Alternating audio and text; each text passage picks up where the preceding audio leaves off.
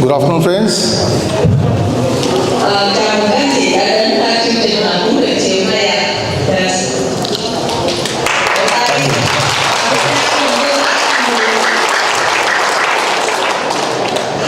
Right here, I have with me my Vietnamese partner Julia.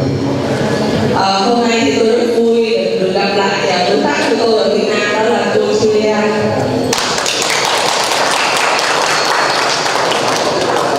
Today, in this session, she'll be my translator for Vietnamese also. Hôm nay cô Julia sẽ giúp tôi dịch cho bạn Việt Nam tất cả những cái nội dung chúng ta sẽ được học trong chiều hôm nay. We also have our delegate from Malaysia, Chúng ta có những học viên đến từ Malaysia. Dr. Najib. Dr. Najib, he runs a very successful big hospital in the name of the Life Center in Malaysia. Dr. Najib là người rất là thành công khi mà điều hành một cái trung tâm NICE ở Malaysia. We also have participants. I'm not saying patient, I want to say we also have participants from Nepal, from Bangladesh as well. Chúng tôi cũng có các học viên đến từ Nepal và Bangladesh. Chúng tôi gọi họ là học viên, chúng tôi không gọi họ là bệnh nhân. So here in this hall there are people from 5 countries. Như vậy là trong cái hội trường này ngày hôm nay chúng ta có tất cả các học viên đến từ bao nhiêu ạ? Từ 5 quốc gia. And I have their name and medical condition in my hand right now of all of you. Và trong tay tôi có danh sách và cái tình trạng thông tin sức khỏe của tất cả các thành viên ở trên tay tôi ngay bây giờ. Based on your medical condition, we have decided a 3 days treatment plan for all of you, and that is also there in this paper. Căn cứ vào những cái thông tin các anh chị đã gửi về cho chúng tôi thì chúng tôi sẽ lên một cái phác đồ điều trị hỗ trợ trị liệu ở trong 3 ngày ở tại chương trình ngày hôm nay. It is important that within 3 days we will try to achieve some result for all of you. Vậy thì mục tiêu của chúng ta trong 3 ngày là gì ạ? Chúng ta sẽ nỗ lực để cùng nhau đạt được một cái kết quả nào đó về cái việc thay đổi sức khỏe của các anh chị. So for that we will do 7 important things in these 3 days.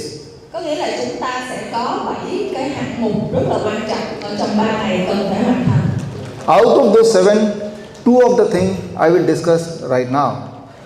2 trong 7 cái mục tiêu quan trọng đó tôi sẽ thảo luận, tôi sẽ trao đổi với các anh chị ngay trong buổi chiều ngày hôm nay. Here, important is Dr. Najib, when he landed in Malaysia, in India, Và khi mà Dr. Najib đến từ Malaysia đến Ấn Độ từ Malaysia, and he looked at his phone, và ông ấy lấy cái điện thoại ra. and interestingly, the time of Malaysia, as you know, is 2.5 hours ahead of India. Và như các anh chị biết là cái thời gian chênh lệch múi giờ giữa Malaysia và Ấn Độ đó là 2 tiếng rưỡi. Có nghĩa là Malaysia đi sớm hơn Ấn Độ 2 tiếng rưỡi. Right now it is 2:30 in India. This means right now it is in Malaysia it is 5 o'clock. Hiện nay ở Ấn Độ là 2 giờ rưỡi thì ở Malaysia có nghĩa là khoảng 5 giờ chiều. Similarly, in Vietnam, which is 1.5 hours ahead of us, right now it is 4 o'clock in Vietnam. Tương tự như vậy thì cái sự chênh lệch giờ giữa Việt Nam và Ấn Độ là 1 tiếng rưỡi, đúng không ạ? Việt Nam đi sớm hơn 1 tiếng rưỡi, vậy thì hiện nay ở Việt Nam đang là mấy giờ ạ? 4 giờ chiều. And the Bangladesh man Prasanna Biswas.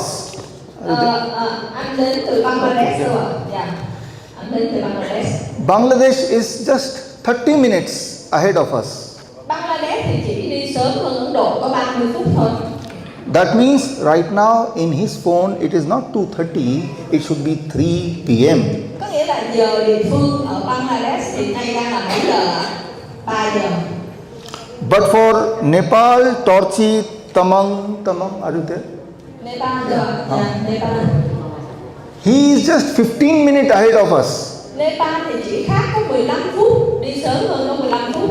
This means instead of 2:30 p.m. in his phone, Dạ, có nghĩa là hiện nay ở Nepal thì chỉ có 2 giờ 45 đúng không ạ? it is 2:45. Dạ, 2 giờ 45 chiều. So, but now, if you, those who are very close to these participants, if you check their mobile phone, Vậy thì các anh chị nào mà ngồi gần những anh chị mà ở các quốc gia khác đến ở tại Ấn Độ, those who came from Malaysia, from Vietnam, từ Malaysia, từ Việt Nam, from Bangladesh, from Nepal, Nepal, all of you, tất cả các anh chị, right now, in all of your phone, it is 2:30 only. nếu các anh chị kiểm tra cái điện thoại của tất cả những thành viên ngồi đây ở kể cả các quốc gia khác nhau thì các anh chị sẽ thấy một điều là đồng hồ trên điện thoại của họ cũng bảo là 2 giờ rưỡi, đúng không ạ? In reality, when you landed in India, you connected your mobile with the local network. Có nghĩa là khi các anh chị vừa đến một cái đất nước nào đó và cụ thể như ở đây là Ấn Độ, các anh chị lập tức kết nối với lại cái hệ thống thông tin ở đây ở tại Ấn Độ. And as soon as you connected your mobile with the local Indian network, your mobile, the time the clock changed and it became in line with the Indian time. Yeah. Và ngay lập tức các anh chị có thấy một điều mà cái đồng hồ mình lập tức nó chuyển tự động qua cái gì ạ? Giờ địa phương, đúng không ạ? Đó, chuyển qua giờ địa phương, giờ ở tại Ấn Độ. So when we announced that today I have a class at 2 p.m., all your mobile are showing the same time, so you are able to reach in time. Vậy thì khi chúng ta thông báo rằng chiều nay vào lúc 2 giờ 30 chúng ta có lớp học ở đây thì ngay lập tức có phải là các anh chị đến đây đúng 2 giờ 30 đúng không ạ? Bởi vì chúng ta đã cùng sử dụng một cái đồng hồ. So it is very easy for you to understand that whenever you land in a new land, in a new country, you have to connect the mobile to that network. Dạ, và cái điều đó thật là dễ hiểu bởi vì khi mà chúng ta đến bất cứ nơi đâu thì ngay lập tức cái đồng hồ trên cái điện thoại của chúng ta nó sẽ tự động kết nối để chúng ta gọi là gì ạ? Phù hợp với lại cái giờ ở tại cái địa phương đó. And if you don't do it, Và nếu mà các chị không làm điều đó, your mobile will not show the correct time. vậy thì rõ ràng là cái đồng hồ nó sẽ không thể hiện đúng cái giờ ở tại địa phương. And here in this place you will fail. Và như vậy thì chuyện gì xảy ra? Chúng ta sẽ bị trễ, chúng ta sẽ không tham dự được những cái chương trình huấn luyện đào tạo. Like this mobile, your body is also having a body clock. Vậy thì tương tự như cái điện thoại, cơ thể của chúng ta cũng có một cái đồng hồ đó gọi là đồng hồ sinh học. Your heart is having its own clock. Tim mạch của chúng ta cũng có những cái giờ giấc để mà thể hiện được cái hoạt động cụ thể. Your kidney is having its own clock. Và thận của chúng ta cũng có những cái giờ để mà có những cái giờ hoạt động hoặc là nghỉ ngơi. Your lungs is having its own clock. Phổi cũng vậy ạ, cũng có những cái giờ sinh học riêng. In fact, every cell of our body is having its own biological clock. Và thực tế thì thậm chí ngay cả các tế bào, từng tế bào của chúng ta cũng có những cái biểu đồ, những cái thời gian sinh học riêng. Now, when you landed here, you corrected your mobile by connecting it with a local network.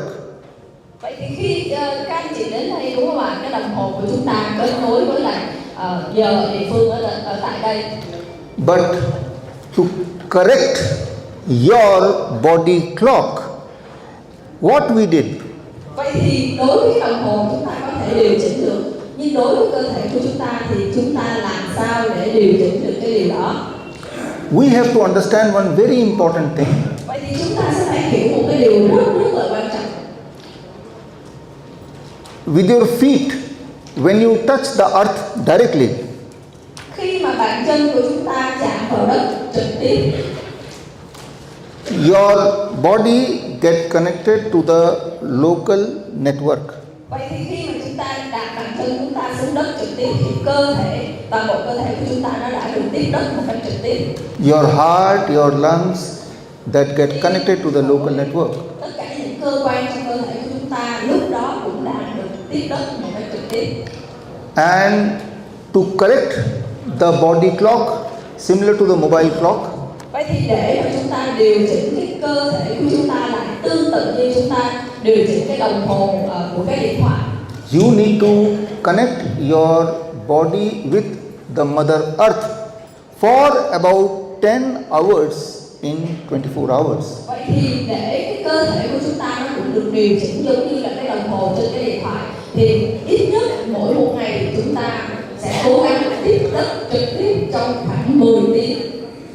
Yesterday night you all slept in a special 0-volt bedsheet. Tối hôm qua mình nằm ở trên cái thảm ở trên cái giường đúng không ạ? Các anh chị có thấy điều đó không ạ? Yes. Even today morning right now you are sitting on a special foot mat. Và ngay bây giờ các anh chị nhìn ở dưới chân các anh chị đang ngồi trên một cái tấm thảm đã được tiếp đất, và khi mà chúng ta ngồi đây học thì có nghĩa là cơ thể của chúng ta cũng đang được tiếp đất. If you look carefully, Các anh chị nhìn kỹ xuống dưới cái tấm thảm đi ạ. there is a metal wire in the foot mat. Và các anh chị có thấy những cái cọng dây trắng không ạ? Đó. And this metal wire, copper wire, is connected directly to the earth. Và những cái sợi dây đó chính là những sợi dây đồng đã được để kết nối tấm thảm nơi chúng ta ngồi với lại đất này. And we will show you in these 3 days Và trong 3 ngày các anh chị được thực hành ở đây, các anh chị sẽ hiểu được cái điều này. how it will help you to correct your body clock. Và các anh chị sẽ thấy được cái giá trị cũng như những cái gì mà cơ thể của chúng ta sẽ được thay đổi khi mà chúng ta có cho cái cơ thể mình được tiếp đất. Let's try to understand the most important thing. Và bây giờ các anh chị hãy tập trung để hiểu một cái điều rất là quan trọng. For example, your heart is having its own body clock. Ví dụ như tim của chúng ta đang có những cái nhịp đập và những cái đồng gọi là cái giờ giấc hoạt động riêng. You can do an interesting experiment. Maybe tomorrow you can do it. Ngày mai thì chúng ta sẽ có một cái trải nghiệm về cái điều này. In the morning at 10 a.m. you check your blood pressure. Và buổi sáng 10 giờ sáng khi mà các anh chị kiểm tra cái huyết áp. In the night at 10 p.m. exactly you check your blood pressure again. Và 10 giờ đêm cũng vào cái lúc đó các anh chị kiểm tra cái huyết áp của mình. Morning blood pressure at this place. Vào buổi sáng có thể cái tình trạng huyết áp nó cao như thế này. Night blood pressure at 10 p.m. will be less than that always. Và có thể là buổi tối tình trạng huyết áp của chúng ta nó sẽ thấp như thế này. By about 20%. Ở khoảng 20%. The morning blood pressure, if it is 140, Ví dụ như buổi sáng huyết áp của chúng ta ở chỉ số là 140. at 10 p.m. when you check the blood pressure, it should be not 140, it should be less than that, 120. Nhưng buổi tối khi chúng ta kiểm tra thì đâu đó nó khoảng 120 hoặc là dưới 120. But for some people, Nhưng mà đối với một số người, both the blood pressure become same. có thể là buổi sáng và buổi tối nó đều ở cái chỉ số tương tự. Or for some other people, Thậm chí là có một số người khác, morning blood pressure is less and night blood pressure is high. buổi tối thì huyết áp lại thấp nhưng buổi sáng huyết áp lại thấp nhưng buổi tối thì huyết áp lại cao. Their heart clock is disturbed. Đó, bởi vì sao? Bởi vì cái đồng hồ sinh học của hoạt động tim của quả tim họ nó đã bị can thiệp. Their blood pressure fluctuates too much. Cái gọi là cái chỉ số huyết áp nó dao động nhiều. They are having more chances of heart attack. Và như vậy thì điều đó gì ạ? Nó sẽ tạo điều kiện cho những cái vấn đề liên quan đến bệnh tim được phát triển. This means you have to correct your heart clock. Và điều đó có nghĩa là gì ạ? You have to correct your heart clock. Như vậy thì các chị sẽ phải điều chỉnh lại cái hoạt động của tim. So once you correct your heart clock, Vậy thì nếu mà chúng ta điều chỉnh được những cái nhịp sinh học của tim, you will not need the blood pressure medication.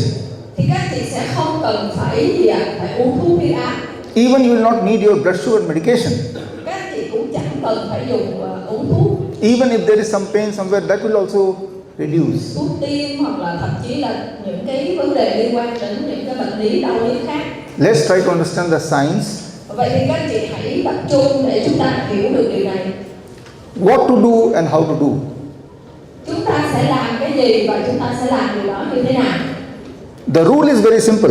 Cái luật, cái cách làm đó thì nó rất là dễ ạ. Like this mobile, if you correct your body clock, the disease starts disappearing. Và cũng giống như là cái đồng hồ, khi mà chúng ta điều chỉnh lại được cái thời gian, thì cái cơ thể chúng ta khi mà chúng ta điều chỉnh lại được thì những cái bệnh lý, những cái bệnh tật gì đó nó sẽ không còn. Here we have about 20 diabetes patients. Ở đây trong lớp này chúng ta có khoảng 20 bệnh nhân tiểu đường, 22 blood pressure patients, 22 những người bị vấn đề về huyết áp, 12 kidney patients, 12 người về bệnh thận, 4 heart patients, 4 người về bệnh tim, 5 cancer. 5 bệnh nhân ung thư. So almost all kind of diseases. Các anh chị thấy không ạ? Rất là nhiều những bệnh lý khác nhau. But the interesting thing, Nhưng mà có một cái điều là you just need to correct your body clock. chúng ta chỉ cần làm sao điều chỉnh lại cái đồng hồ sinh học của chúng ta. For most of you, Và hầu như tất cả các anh chị ngồi ở đây, you'll be able to see the result in these 3 days. các anh chị sẽ thấy được cái kết quả diễn ra trong 3 ngày. So let's try to understand how to do it. Dạ, vậy thì hãy quan sát để xem chúng ta làm như thế nào, đúng không ạ? Cho một tràng pháo tay để cảm ơn thầy Việt Nam. Look here. Các anh chị hãy quan sát đây nha, đây là cái bảng. Morning, say about 6 a.m. is the sunrise. Có phải là 6 giờ sáng thì mặt trời sẽ nhú lên không ạ? And maybe evening 7 p.m. sunset. Và có phải là 7 giờ tối thì mặt trời sẽ lặn. This is the rule of nature for millions of years. Và đây là một cái quy luật tự nhiên đã tồn tại hàng triệu năm nay. About 2 million years back, Khoảng 2 triệu năm trước, it was a time when human did not discover fire. có phải là khoảng 2 triệu năm trước rồi con người chúng ta chưa có phát sinh ra lửa, đúng không ạ? Chưa phát hiện ra lửa. Now important is, at that time, for light, every animal and human were dependent only on sunlight. Có nghĩa là để có được ánh sáng thì hầu như vạn vật muôn loài đều phụ thuộc vào cái việc là khi nào mặt trời mọc thì lúc đó chúng ta mới có ánh sáng, đúng không ạ? At that time, light means sunlight. Đó, điều đó có nghĩa là khi mặt trời lên thì lúc đó mới có ánh sáng. But then human discovered fire.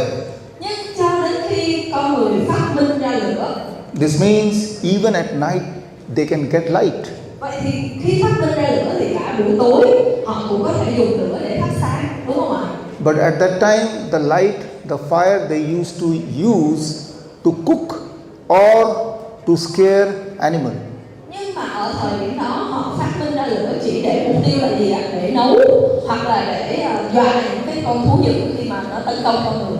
Only about 6,000 years back, Nhưng mà chỉ khoảng 6.000 năm trở lại đây, human invented candle and oil lamp.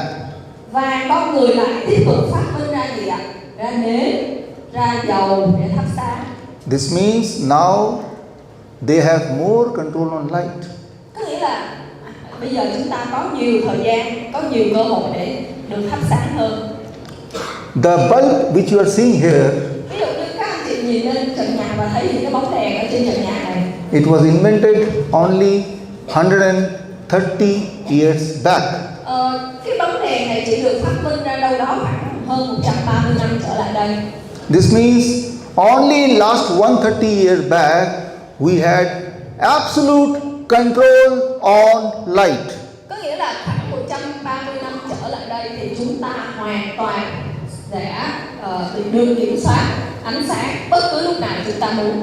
Now we have two sun with us. Có phải là bây giờ chúng ta có hai cái mặt trời không ạ? One is the sun, the nature sun, Một là mặt trời tự nhiên, and one is your own human light. Và một cái mặt trời thứ hai là ánh sáng do con người tạo ra, ánh sáng nhân tạo. This means in the night Điều đó có nghĩa là gì ạ? Vào buổi tối you are getting light, các chị cũng có thể lấy được ánh sáng. even if there is no sunlight. Lúc đó đâu có mặt trời đâu, mặt trời lặn rồi. When your eyes repeatedly see the light in the middle of the night, Và khi mà chúng ta luôn luôn nhìn thấy được ánh sáng, thậm chí là vào nửa đêm chúng ta cũng có thể nhìn thấy ánh sáng từ những cái bóng đèn. for your body, it feels there are two sun in 124 hours. Có nghĩa là chúng ta luôn có thể nhìn thấy được cả hai cái mặt trời chỉ trong vòng 24 tiếng đồng hồ. Especially in last 3 years, Đặc biệt là trong vòng 3 năm trở lại đây, when we started doing most of the things online, khi mà chúng ta thường xuyên sống trên online, social media, social media, work online, from home. làm việc ở tại nhà. So, when the body is exposed to light at night, Khi mà cơ thể của chúng ta bị hấp thụ ánh sáng vào lúc nửa đêm hoặc là vào buổi tối, and if it is too much, mà khi mà chúng ta hấp thụ quá nhiều ánh sáng như vậy, it disturbs the whole body clock. điều đó nó sẽ gây nhiễu đến những cái bộ phận và những cơ quan trong cơ thể của chúng ta. So let's try to understand with example. Rồi vậy thì bây giờ chúng ta hãy hiểu cái điều đó nó sẽ gây ảnh hưởng như thế nào. Now,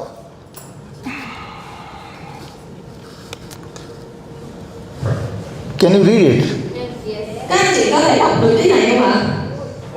Food. Imagine that in 24 hours in the whole day, this is the quantity of food which you are eating. Bây giờ hãy tưởng tượng ha, toàn bộ từ đây qua tới đó là lượng thức ăn mà chúng ta sẽ sử dụng trong vòng 24 tiếng, có nghĩa là một ngày. Here we see we have participants from Vietnam, Malaysia, Nepal, Bangladesh, India. Chúng ta có nhiều học viên đến từ Việt Nam, Bangladesh, Malaysia, Nepal, các quốc gia khác nhau.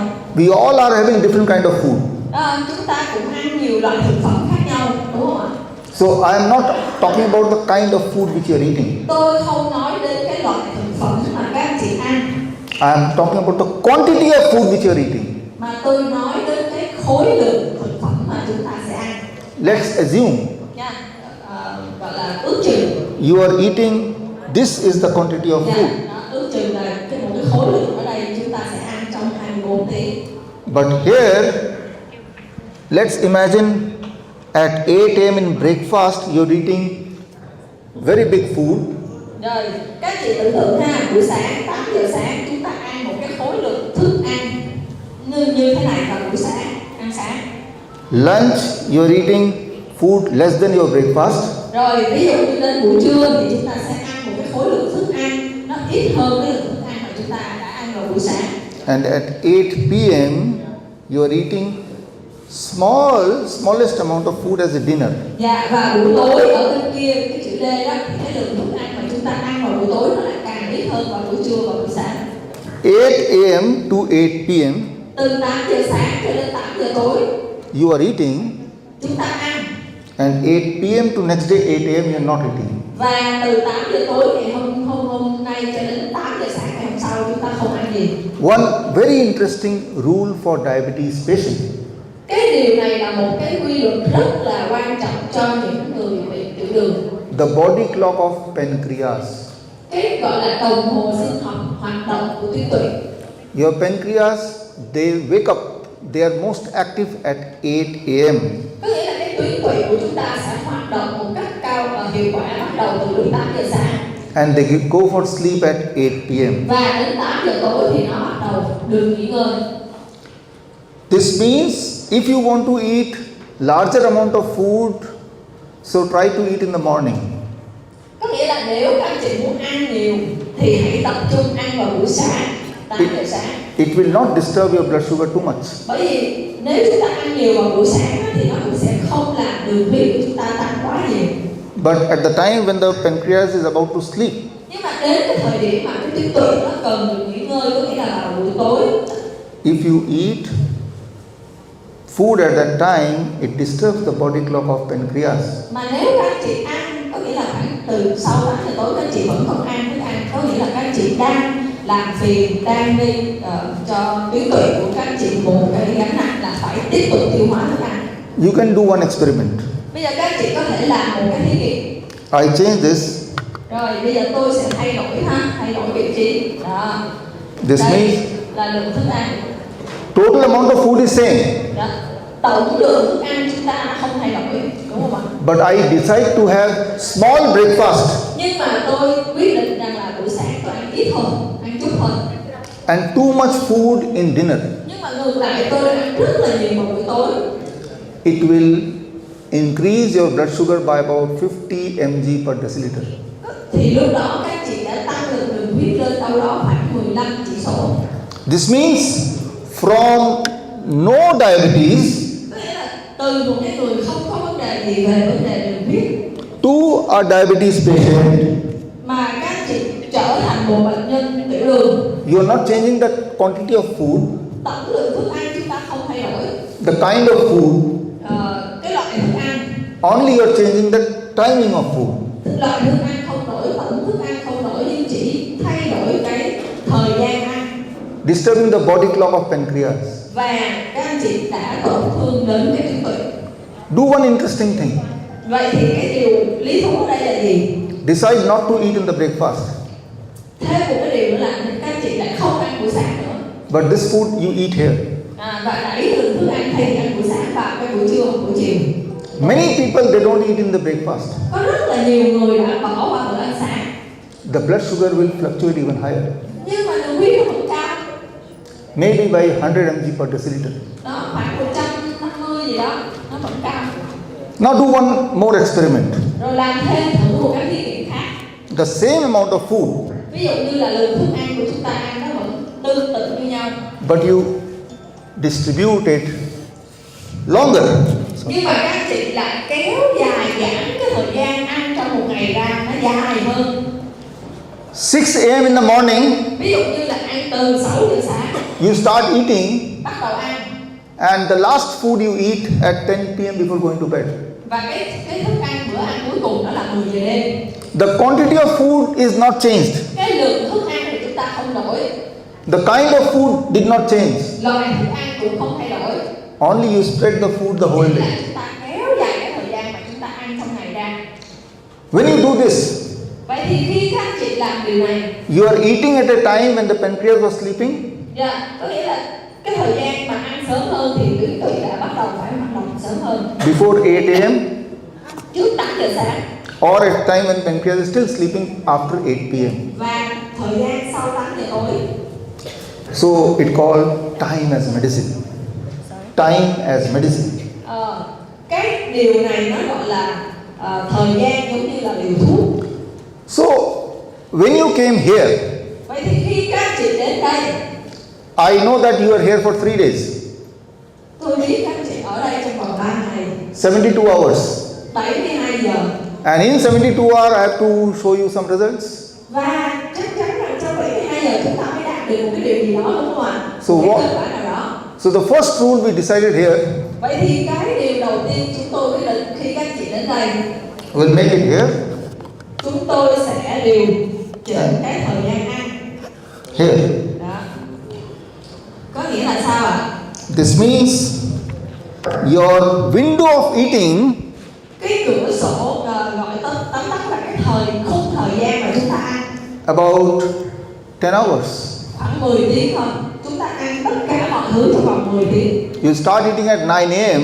Chúng ta sẽ ăn sáng bắt đầu từ 9 giờ sáng and you finish your dinner before 7 p.m. và chúng ta kết thúc bữa ăn tối vào 7 giờ tối. 10 hours you are eating, 10 tiếng để ăn, 14 hours you are not eating.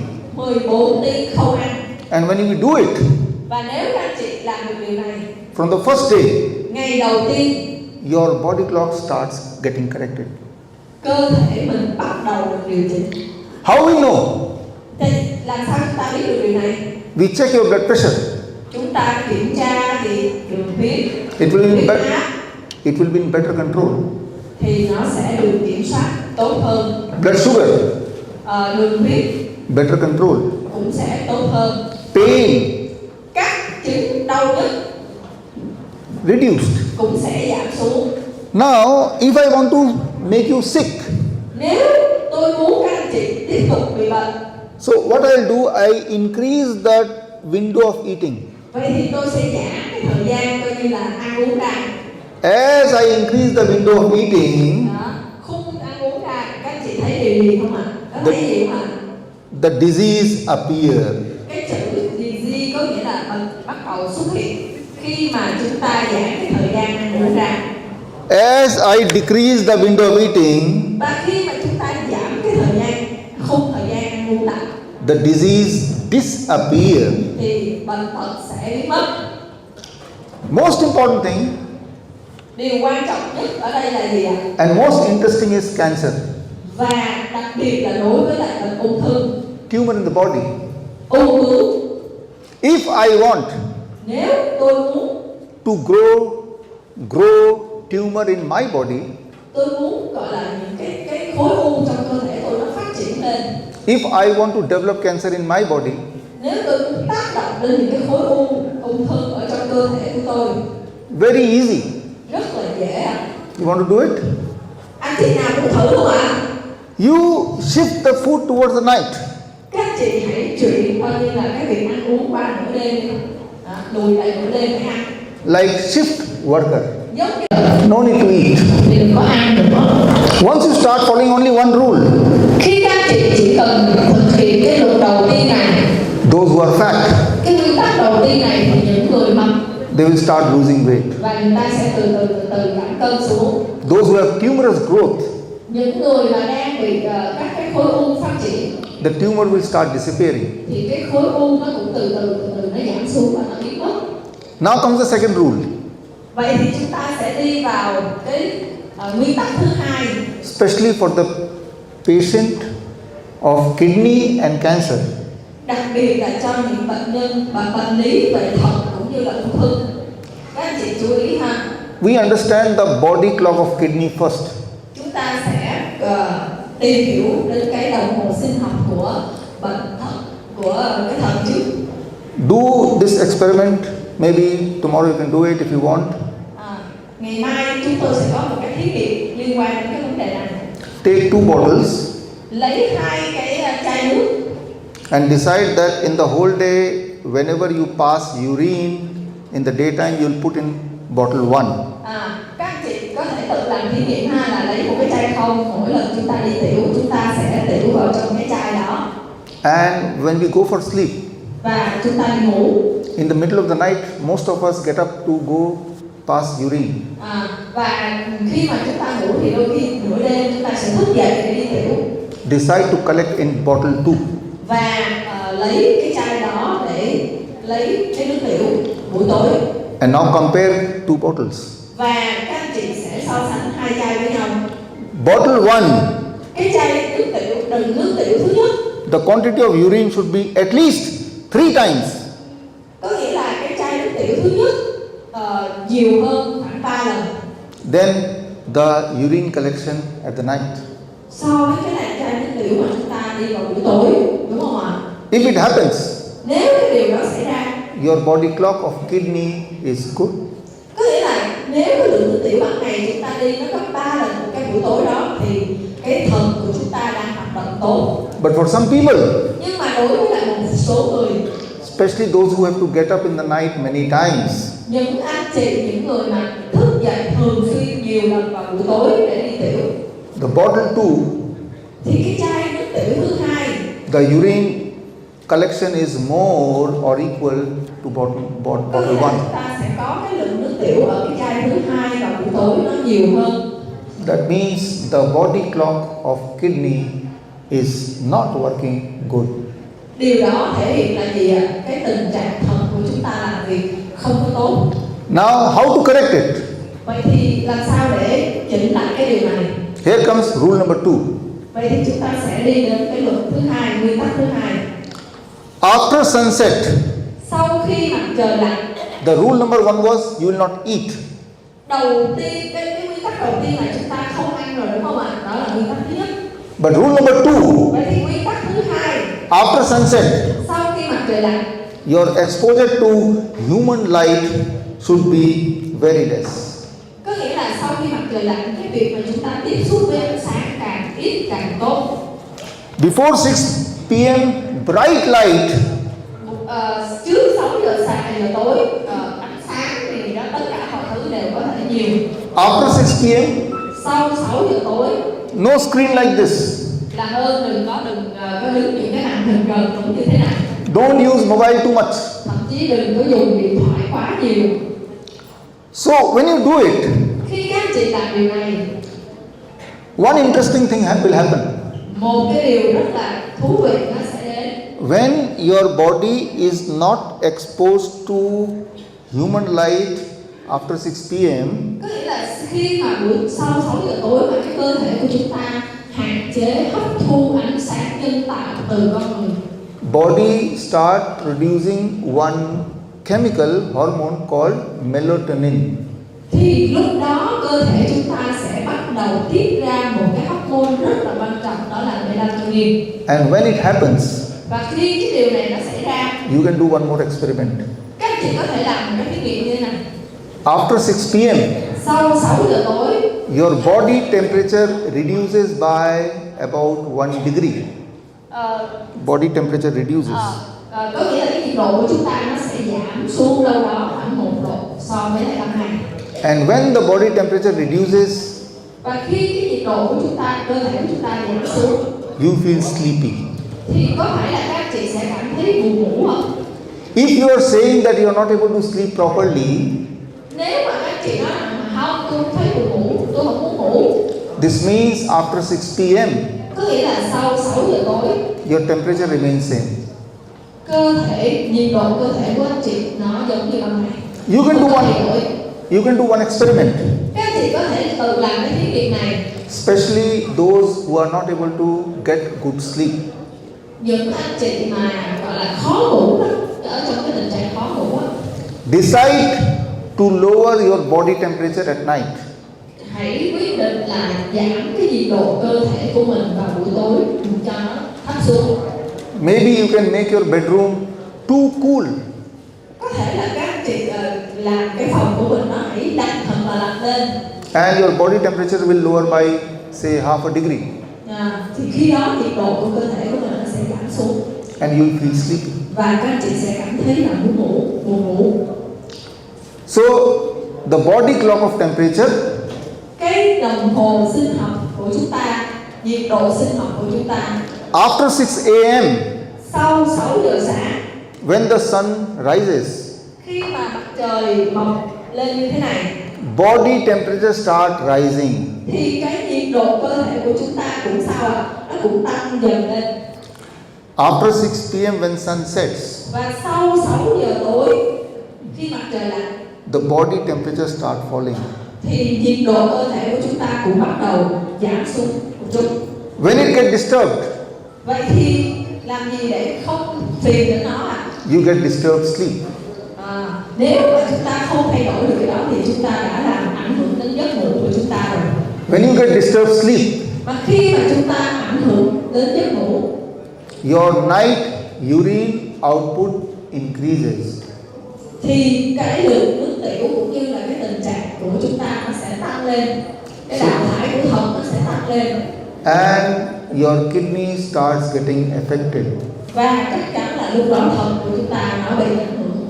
So the second rule, Vậy thì cái nguyên tắc thứ hai là gì? especially for cancer and kidney patients, Đặc biệt là đối với những người có vấn đề về ung thư hoặc là bị thận, after 6 p.m., sau 6 giờ tối, reduce your light exposure as much as possible. giảm thiểu việc hấp thu ánh sáng nhân tạo càng nhiều càng tốt.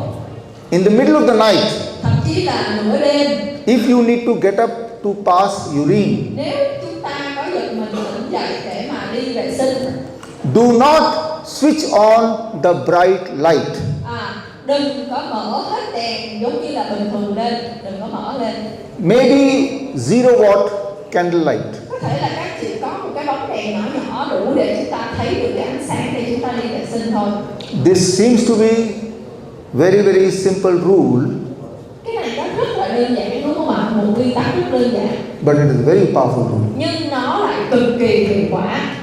And now the third thing, Vậy thì cái điều thứ ba là gì? that is remaining connected every day of our life with earth. Cái nguyên tắc thứ ba rất là quan trọng là hãy duy trì việc kết nối với đất mẹ càng nhiều càng tốt trong ngày. That's what we call as zero volt. Đó, khi đó cơ thể của chúng ta nó sẽ trở về trạng thái gì ạ? Là zero volt. This you might have checked in the morning, those who came in the morning. Đây là những cái công cụ mà buổi sáng. We'll have more understanding training on this today in the evening. Buổi sáng hôm nay tôi đã làm một cái thí nghiệm cho các anh chị ở đây xem là khi mà chúng ta kết nối với đất thì cơ thể của chúng ta nó sẽ trở về trạng thái zero volt như thế nào? The rule is very simple. Cái nguyên tắc thì nó rất là đơn giản. That is when you are connected to earth, Khi mà chúng ta kết nối trực tiếp với đất mẹ, you check your voltage, it will be near zero. khi chúng ta dùng cái thiết bị này để chúng ta kiểm tra cơ thể của chúng ta thì nó gần như là trở về bằng với là không. When your body voltage is zero, at that time your immunity is very high. Có nghĩa là khi cơ thể của chúng ta trở về trạng thái zero volt thì cái hệ thống miễn dịch của chúng ta nó bắt đầu được kích hoạt. When your immunity is very high, Và nó ở một cái tình trạng rất là cao, hệ thống miễn dịch ở trong tình trạng rất là cao. your body's ability to heal becomes higher. Và lúc đó là gì ạ? Cơ thể của chúng ta nó bắt đầu đi vào cơ chế tự chữa lành. As a result, Và cái kết quả là gì? your pain starts disappearing. Những cái chứng đau nhức của các anh chị, những cái chứng đau nhức nó sẽ, As a result, your energy starts increasing. và chúng ta sẽ cảm thấy tràn đầy năng lượng của chúng ta nó sẽ tăng lên. As a result, those who are fat, they start reducing weight. Và những người mập thừa cân nó cũng từ từ giảm cân xuống. How fast it can happen? Nó sẽ đến nhanh như thế nào ạ? In these 3 days. Và trong 3 ngày các anh chị sẽ cảm nhận được cái điều này. Tomorrow at this time, Ngày mai cũng vào giờ này, or maybe in the evening, hoặc là buổi tối, I will show you the result. thầy sẽ cho các anh chị xem cái kết quả. And I know for most of you, you can see a positive change in your health. Và tôi tin rằng hầu như các anh chị ở đây sẽ cảm nhận được cái sự thay đổi cơ thể của các anh chị. Cho thầy một tràng pháo tay đi. Rất tuyệt vời. Even here, out of 7 rules, I just talked about first 3 rules. Vậy thì trong 7 cái nguyên tắc hồi nãy tôi đã nói thì tôi đã đưa ra cho các anh chị mấy là 3 nguyên tắc. The first rule, Nhớ mà, eating within the bracket of 10 hours. nguyên tắc thứ nhất là gì ạ? Hãy ăn trong vòng 10 tiếng một ngày. Rule number 2, Nguyên tắc thứ hai, after sunset, avoid bright light. sau 6 giờ tối hãy hạn chế tiếp xúc với ánh sáng nhân tạo càng nhiều càng tốt. Rule number 3, Nguyên tắc thứ ba, every day stay connected with Mother Earth for at least 10 hours. nguyên tắc thứ ba là hãy kết nối với đất mẹ, trực tiếp với đất mẹ 10 tiếng một ngày, ít nhất 10 tiếng một ngày. You can take off your shoes and then you can walk on earth. Có rất là nhiều cách để các anh chị làm mà các anh chị có thể bỏ giày ra và chúng ta đi chân trần ở trên đất. But for 10 hours you cannot just lie down on earth. Nhưng mà chúng ta đâu thể nào cứ đi ngoài trời 10 tiếng một ngày đúng không ạ? So we created the zero volt bed sheet on which yesterday night you slept. Và chúng tôi đã phát minh ra một cái thảm zero volt để cơ thể của chúng ta có thể tiếp cận được với là đất mẹ trực tiếp khi mà chúng ta ngủ ít nhất là 8 tiếng một ngày. And for the people like me, Và đối với những người như tôi, sometimes we don't like to walk bare feet without shoes on the street on the mud. chị ở đây đôi khi chúng ta không có thích mà đi chân trần ở ngoài đất đúng không ạ? Nó không sạch sẽ hoặc là nó nguy hiểm rồi nó có những cái đụng gai nhọn đâm. So I invented for myself the zero volt sandal. Và You see? chỉ là Zero volt sandal. tôi còn sẽ phát minh ra một cái đôi sandal So- zero volt để mà So tôi có thể mang. here there is a wire connecting to the ground. Và khi mà chúng ta mang cái đôi sandal như thế này thì lúc đó là cơ thể của chúng ta cũng được tiếp đất. This is a wire, the copper wire, Cái chỗ tay thầy chỉ đó là cái sợi dây đồng. and this wire is coming here. Và cái sợi dây đồng nó đi vào trong chỗ cái đôi dép. It is coming in all this thread Nó đi strip, hết trong cái quai của cái đôi sandal này như vậy. and when I am wearing this, Và khi tôi mang cái đôi dép, this wire is touching my skin, có nghĩa là cơ thể tôi, da của tôi nó chạm vào cái sợi dây đồng đó. and this when I walk on the street, Và khi tôi đi trên đường phố hoặc là đi trên đất, it will touch the earth directly. và đôi dép này nó đã tiếp cận với lại đất trực tiếp, thì cơ thể tôi lúc đó cũng đang được tiếp đất. And at that time, if I check my voltage, Và khi mà tôi kiểm tra cái cơ thể của tôi về cái chỉ số volt, it will show 0 volt. và nó thể hiện là gì ạ? Là 0 volt. Tuyệt vời không ạ? So, interesting thing, Một cái điều lý thú ở đây là humans are the only animal who wear shoes. các anh chị có thấy không ạ? Con người là loài vật duy nhất mạnh nhất. Whenever there is an earthquake, Khi mà có những cái trận động đất xảy ra, whenever there is a tsunami, khi mà có những cái cơn sóng thần đến, no animal die. không có con vật nào nó chết hết. Only the domestic animal who are trapped at home, they die. Chỉ có những con vật, những con thú nuôi mà được nuôi trong nhà đó, nó không chạy đi đâu được thì nó mới chết. But the animal, they leave that place many days before the earthquake.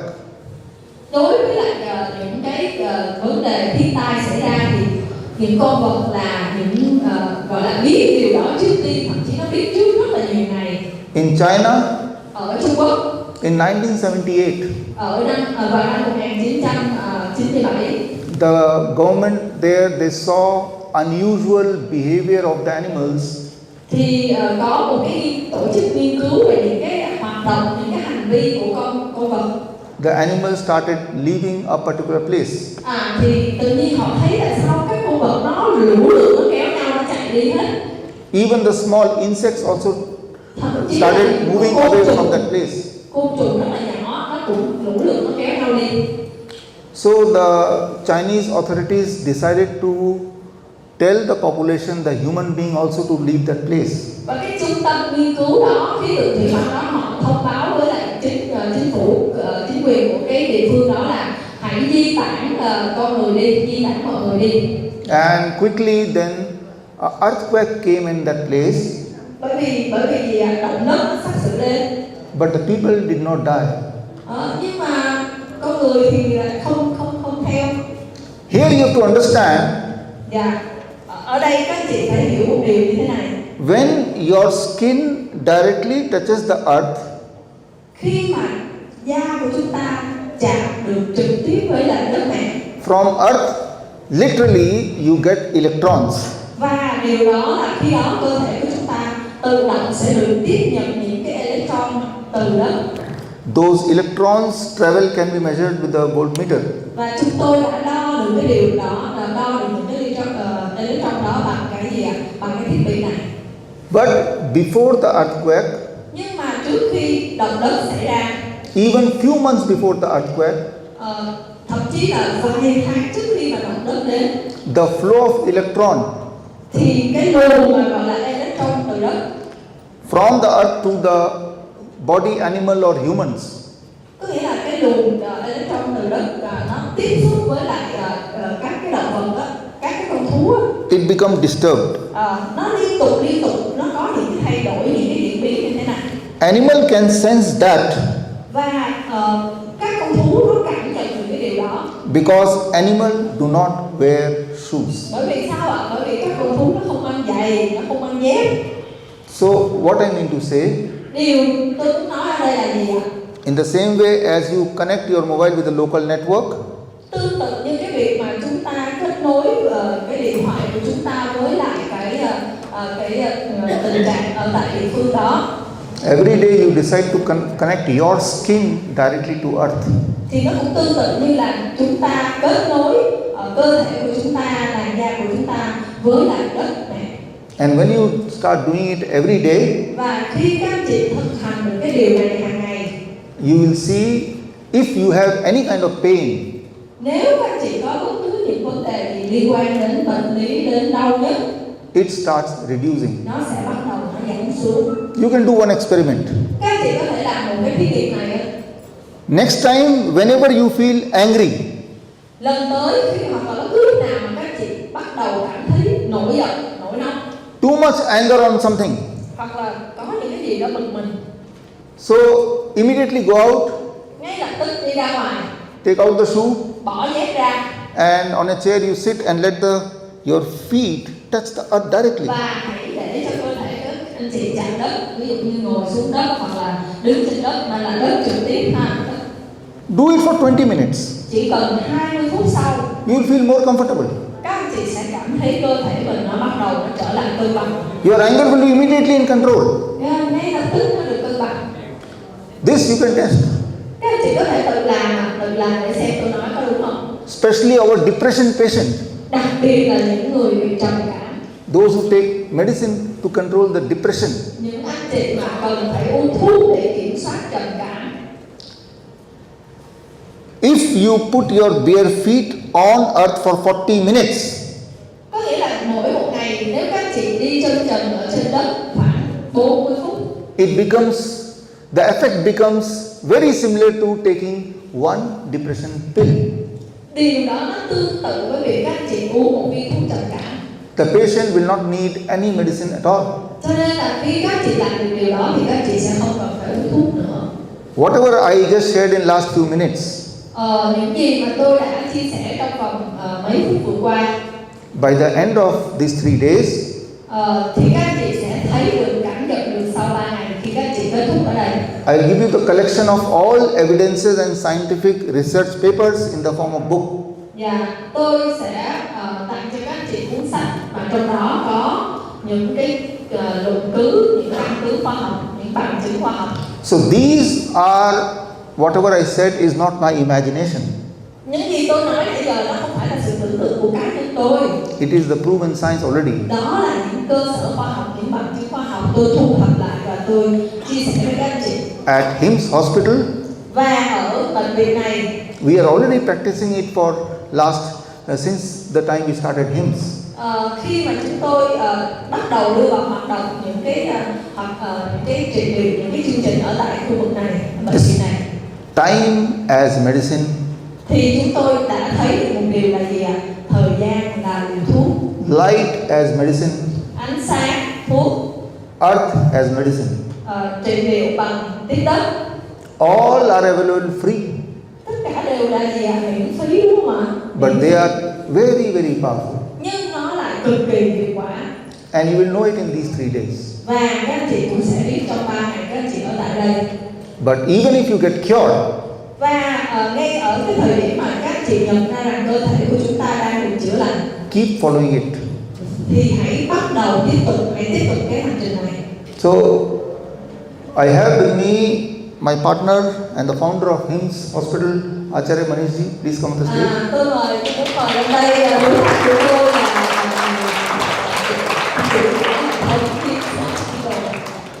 So, our idea and intention is very simple. Ý tưởng của chúng tôi thì nó cũng rất là đơn giản.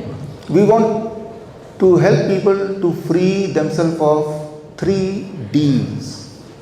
Chúng tôi chỉ mong muốn rằng là những cộng đồng của chúng ta sẽ được tự do bởi 3D, có nghĩa là 3 chữ D. Yes, sir, please come in. Freedom from drugs, Chúng tôi muốn họ không phụ thuộc vào đây. Đầu tiên là gì? Là thuốc. freedom from diseases, Chữ D thứ hai là gì ạ? Chữ D thứ hai là disease, đó là bệnh tật. and freedom from doctors as well. Và chữ D thứ ba cũng là gì ạ? Không quá phụ thuộc vào bác sĩ. So, when you connect yourself with the nature, Khi mà cơ thể của chúng ta kết nối trực tiếp với lại thiên nhiên, the disease starts disappearing. khi mà chúng ta mất kết nối với cơ thể với thiên nhiên thì bệnh nó bắt đầu nó phát triển. When you disturb the body clock, Nhưng mà khi chúng ta gọi là gây nhiễu, làm phiền đến đồng hồ sinh học trong cơ thể chúng ta. Many times you do it unknowingly. Chúng ta làm điều đó một cách vô thức. Let's say at 10 p.m. you decide to eat one biscuit. Ví dụ chúng ta 10 giờ chúng ta thấy đói quá, chúng ta cũng sẽ ăn một cái gì đó. But then what you did? Và khi chúng ta làm điều đó, You spread the time of eating. có nghĩa là chúng ta đã kéo dài cái thời gian ăn uống của chúng ta ra. Disease appear. Và lúc đó bệnh tật nó sẽ có cơ hội để bắt đầu xuất hiện. These look very simple, Nhìn thì nó đơn giản đúng không ạ? but they are very powerful. Nhưng mà nó rất là hiệu quả. So we have with us Dr. Narjeet from Malaysia. Sir, Dạ. please come on the stage. Chúng tôi cũng muốn mời Dr. from Malaysia lên đây. Who decided to spread this knowledge to his country. Doctor cũng mong muốn là sẽ phát triển cái phương pháp này ở tại Malaysia. And to honor our two partners from two nations, that is Dr. Narjeet and Julia, I also invite B.S. Prasadji, please sir, B.K. Prasadji. He is one of the senior most IAS officer, had been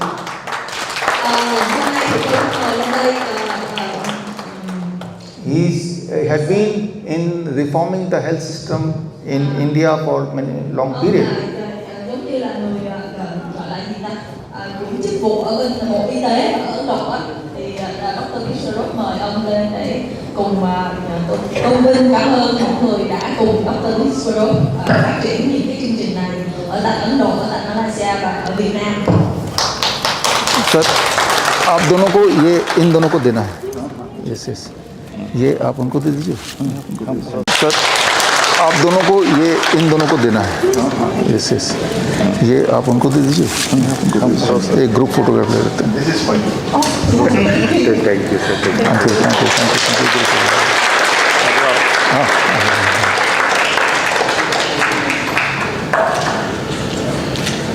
बेटा ये अलग खींच दे, अलग खींच दे.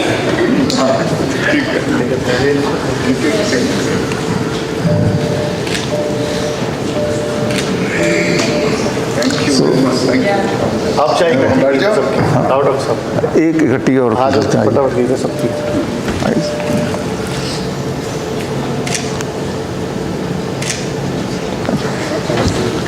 Thank you. Thank you very much.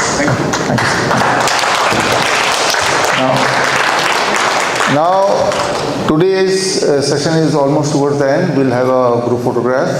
Oh yeah. Thank you, Dr. Lee. Before we come to group photo, I also want my delegation from Vietnam. We also have some gift for Dr. Lee to say thank you because he came to my country nearly over 10 years ago. And we have a lot of work for my community. And em mời đến đây anh Hóa. Dạ, em mời đến đây.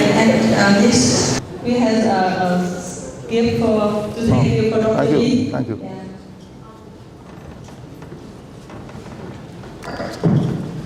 अच्छा जी आप ये. anh chào cho thầy Quỳnh. Thank you, thank you, thank you. This year is the cat. It's a very yeah. दिखाइए. I want to bring it out. Yeah, this is the golden cat. You can tell what is this. Yeah. Today in my country, this is lucky, wealthy, and thank you.